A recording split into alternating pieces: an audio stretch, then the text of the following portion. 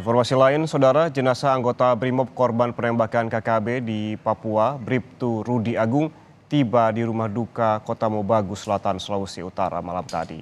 Keluarga dan kerabat tak mampu membendung kesedihan saat menerima jenazah korban.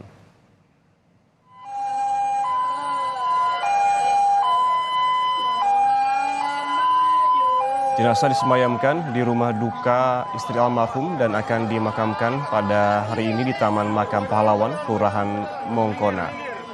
Pemakaman akan dipimpin oleh Wakapolda Sulawesi Utara dan akan dihadiri oleh para pejabat utama Polda Sulut, mengingat almarhum gugur dalam tugas dan dinaikkan pangkat setingkat menjadi Brigadir Anumerta.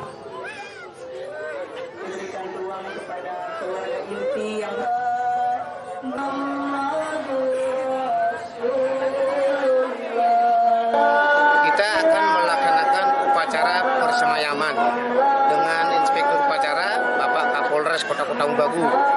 Kemudian selesai upacara pemakaman, kita lanjut ke acara pemakaman di TMP, Pak. Di TMP dengan Inspektur Upacara, kalau informasi terakhir Bapak Wakapolda Sulut, Pak. Di samping Bapak Wakapolda, besok juga hadir beberapa pejabat utama Polda Sulut. Karena almarhum ini berdasarkan surat keputusan Kapolri dinyatakan sebagai gugur dalam melaksanakan tugas dengan kenaikan pangkat setingkat menjadi Brigadir Anumerta.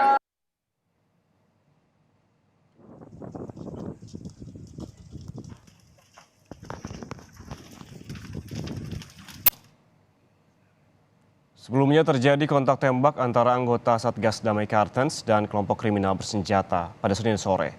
Rumah dan sejumlah fasilitas dirusak. 2 warga terluka akibat penembakan ini. Selain itu, seorang anggota Satpol PP juga terluka dan kini mendapatkan perawatan di RSUD Oksibil. Sementara sebelumnya anggota Brimob Bribtu Agung tewas tertembak KKB di Kabupaten Pegunungan Bintang Senin siang.